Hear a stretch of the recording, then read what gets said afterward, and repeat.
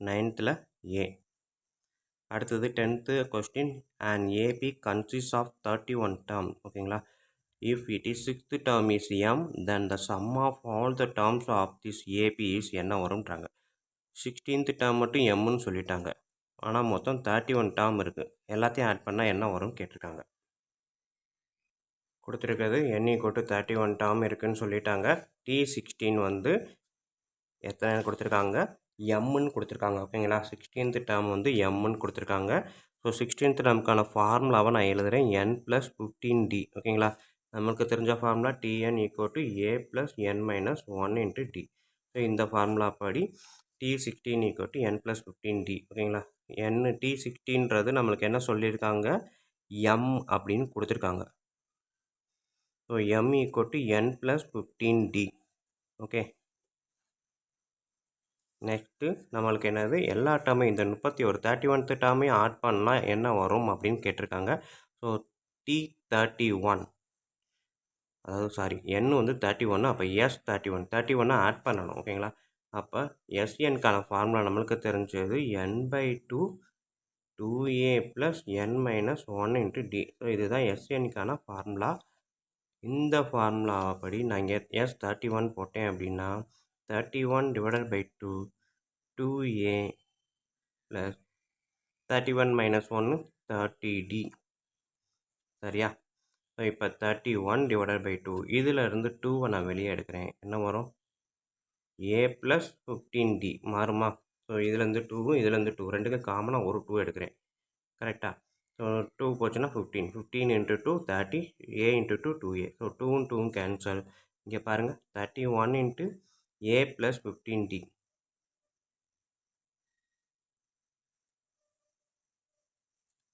இந்த இடத்துல நம்ம ஏற்கனவே கண்டுபிடிச்சி வச்சுருக்கிறோம். என்ன கண்டுபிடிச்சி வச்சுருக்கோம், T16 = a + 15d. 16 பதில் m = a + 15d. So a + 15d வந்து என்னது, m.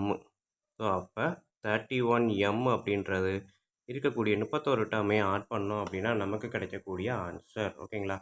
ஸோ இது ஃபார்முலா வச்சு இதை அப்ளை பண்ணுவோம், இந்த ஃபார்முலா வச்சு இதை அப்ளை பண்ணுவோம். வரக்கூடிய ஆன்சர் பார்த்தீங்கன்னா 31m. ஸோ 10th கொஸ்டினுக்கு ஆன்சர் வந்து C. அடுத்தது 11th question. In an AP, the first term is 1 and the common difference is 4. How many terms of the AP must be taken for their sum to be equal to 120? ஓகேங்களா? So SN வந்து 120 கொடுத்துருக்கான், A வந்து 1 கொடுத்துருக்கான், D வந்து 4 கொடுத்துருக்கான். என்ன கேட்டிருக்கான், N கேட்டிருக்கான். ஓகேங்களா? இங்கே அவன் கொடுத்துருக்க கொஸ்டினுக்குரிய டேட்டாவை எடுத்து எழுதியிருக்கேன். A = 1, D = 4. SNக்கான ஃபார்முலா இது. SN அப்படின்றத அவன் 120ன்னு கொடுத்துட்டான். ஓகேங்களா? ஸோ n தான் அவனுக்கு நமக்கு தெரியாது கேட்டிருக்கான். இங்கே வந்து 2 × Aக்கு பதிலாக 1 + n - 1 × Dக்கு பதிலாக 4. ஓகேங்களா?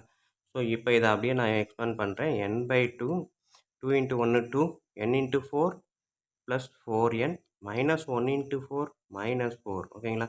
ஸோ அடுத்த ஸ்டெப்பு n/2 2 - 4 நம்பரை மட்டும் ப்ராசஸ் பண்ணுறேன். -2 + 4n. ஓகேங்களா?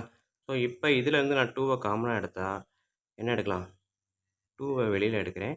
ஸோ அப்போ 2 போயிடுச்சு அப்படின்னா இந்த இடத்துல -1 -1 × 2 -2 ப்ளஸ் இதுலேருந்து 2 போயிடுச்சுன்னா 2n. ஓகேங்களா? 2 × 2n 2 × 2n 4n 2 × -1 -2. ஓகேங்களா?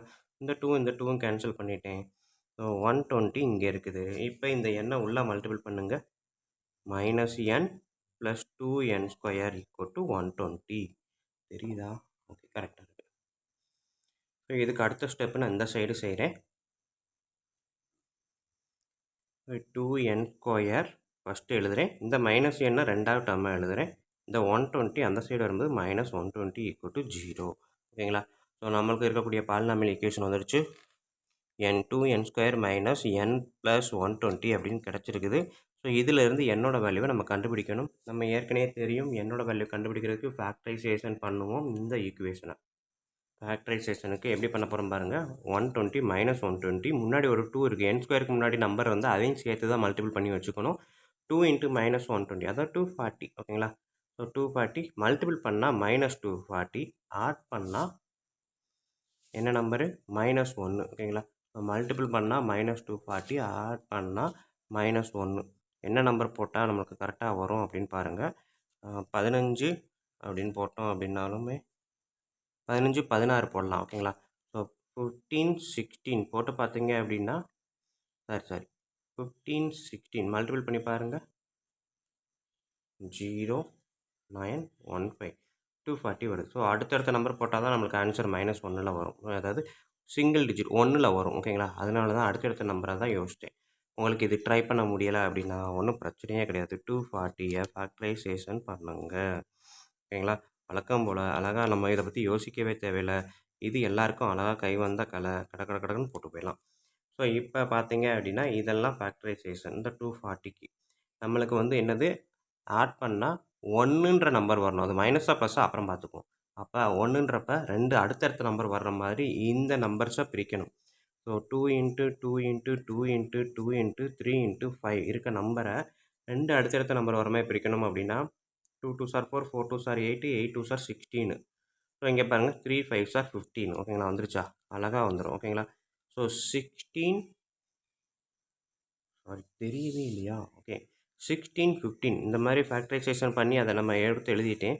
எடுத்து எழுதும்போது 2 அடுத்தடுத்த நம்பர் வரணும். ஸோ அப்போ இதை ஃபுல்லாக மல்டிபிள் பண்ணால் 16, இதை ஃபுல்லாக மல்டிபிள் பண்ணால் 15 அடுத்தடுத்த நம்பர் வந்துருச்சா? ஆனால் எனக்கு வந்து ஆட் பண்ணால் -1 வரணும். அப்போ பெரிய நம்பர் தான் மைனஸ் சைனில் இருந்தால் தான் ஆட் பண்ணும்போது -1. ஸோ -16 + 15. ஓகேங்களா? ஸோ இதில் இன்னும் ஒன்று இருக்குது. என்ன அப்படின்னா n² முன்னாடி நம்பர் இருந்து அதை மல்டிபிள் பண்ணி எடுத்தோம் இல்லையா? அதே மாதிரி அந்த n² முன்னாடி இருக்க நம்பரால் இதை டிவைட் பண்ணணும். டிவைட் பண்ணால் 8. இதை டிவைட் பண்ண முடியாது. ஸோ அப்போ இது -8 அப்படின்றப்ப n - 8 அப்படின்னு எழுதணும். ப்ளஸ் 15/2 அப்படின்றப்ப இந்த 2 அதாவது இங்கே n இருக்குன்னு அர்த்தம். n + 15/2 இந்த 2வை கிராஸ் மல்டிப்ளிகேஷன் பண்ணிங்கன்னா 2n + 15 அப்படின்னு போட்டுடலாம். = 0. ஓகேங்களா? ஸோ 2ல் ஏதாவது ஒன்று 0. ஸோ அப்போ n - 8 = 0. அப்படி இல்லை அப்படின்னா இங்கே 6 தேவையில்லை, இங்கே தான் 6. 2n + 15 = 0. ஸோ இதில் பார்த்தீங்கன்னா n = 8. இதில் பார்த்தீங்கன்னா 2n = -15 வந்துருச்சு. ஸோ நம்பர் வந்து எப்போவுமே நெகட்டிவ் வேல்யூவில் வராது. பாசிட்டிவ் வேல்யூ மட்டும்தான் வரும். So n = 18.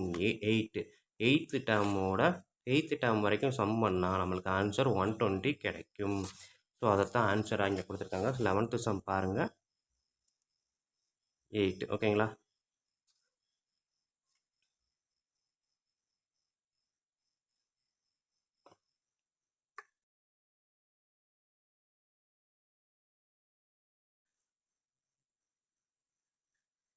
நெக்ஸ்ட்டு நம்ம பார்க்க போகிறது 12th சம்.